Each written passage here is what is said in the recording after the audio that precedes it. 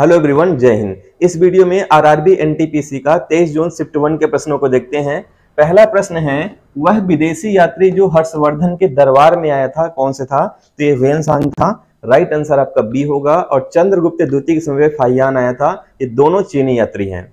अगले प्रश्न में आते हैं, सुंगों के बाद किस राजवंश ने शासन किया था? तो सुंगों के बाद कणों ने शासन किया था। इसके संस्थापक कौन है? वासुदेव कणो। इसने देवहूति की हत्या करके कणो वंश की स्थापना की थी। अगले प्रश्न में आते हैं, कुतुब मीनार किस वास्तुकला का उदाहरण है? तो कुतुब मीनार जो है इस्लामिक वास्तुकला का उदाहरण है। इसका निर्माण कुतुबुद्दीन ऐबक ने कराया था और पूरा निर्माण इसका इल्तुतमिश ने करवाया था। अगले प्रश्न में आते हैं, भीमबेटका गुफाओं में किसके प्रमाण मिले हैं? तो भीमबेटका की गुफा में शैल चित्र के प्रमाण मिले हैं। ये मध्य प्रदेश के अब्दुल्लागंज रायसेन में आता है। राइट आंसर आपका डी होगा।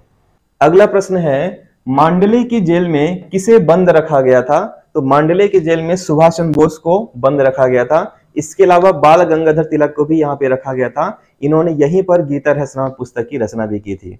अगले प्रश्न में आते हैं, चंद्रयान 3 ने चंद्रमा की सतह पर कब सॉफ्ट लैंडिंग किया था? तो कब किया था? ये 23 अगस्त 2023 को किया था, चंद्रमा के दक्षिणी ध्रुव पे। राइट आंसर क्या हो जाएगा? डी होगा।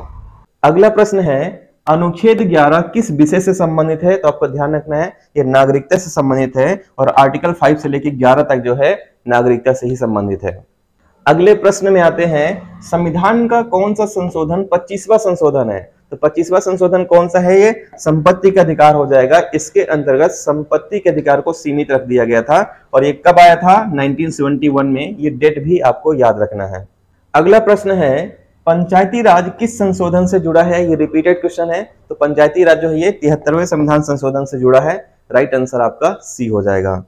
अगला प्रश्न है, भारत का सबसे व्यस्त जल निकासी बेसिन कौन सा है? तो सबसे व्यस्त जल निकासी बेसिन जो है गंगा नदी को हो जाएगा। राइट आंसर आपका सी होगा। अगले प्रश्न में आते हैं, निम्न में से कौन सी बागान फसलें हैं? तो बागान फसलें कौन सी हो जाएगी? चाय की होगी। राइट आंसर आपका डी होगा। पश्चिम बंगाल और असम में चाय का उत्पादन ज्यादा होता है। अगला प्रश्न है, यूपीएससी की रिपोर्ट किसको सौंपी जाती है?